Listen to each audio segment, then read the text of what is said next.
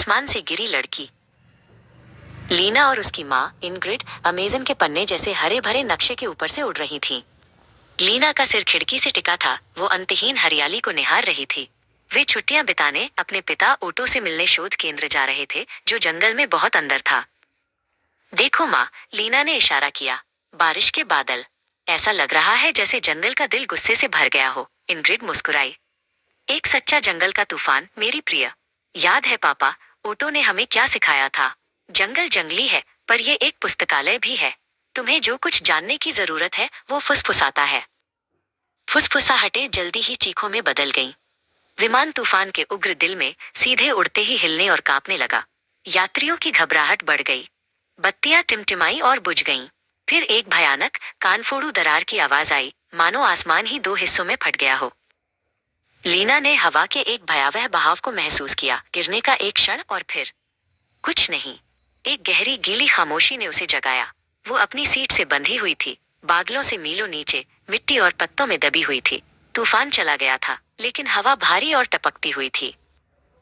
उसकी माँ जा चुकी थी। जंगल के विशाल हरे गिरजाघर में लीना पूरी तरह अकेली थी। उसने 2 मील की ऊंचाई से गिरने के बाद भी जान बचा ली थी।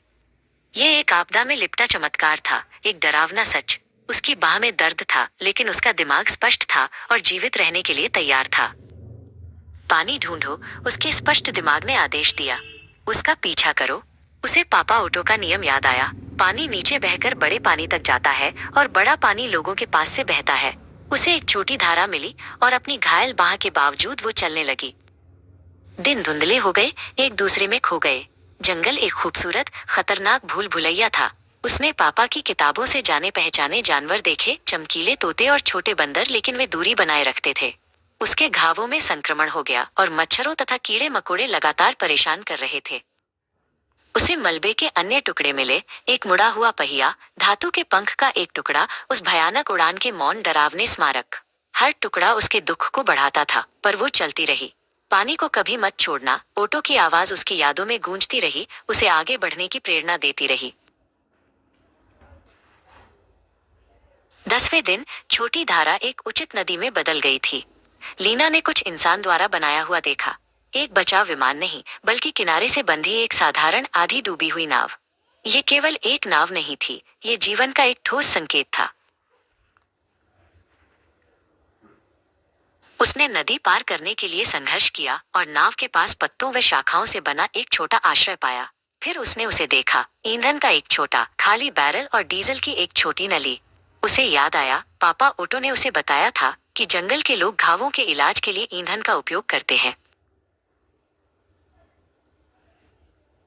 अगले दिन उसने आवाजें सुनी, कर्कश उत्तेजित आवाजें। वह इतनी थकी हुई थी कि उसने सोचा कि वे एक सपना है, थके हुए दिमाग का एक छल। लेकिन जब वो धीरे से बाहर निकली तो 3 आदमी लकड़ी काटने वाले नदी के पास खड़े थे, नाव को घूर रहे थे। उन्होंने एक लड़की को नहीं देखा, उन्होंने एक चमत्कार देखा। लीना, वो लड़की जो आसमान से गिरी थी, हरे सन्नाटे से बाहर निकलकर अपना रास्ता घर तक पा चुकी थी। जंगल के पुस्तकालय ने अपना वादा निभाया था और लीना उसके पन्नों को पढ़ने के लिए जीवित रही।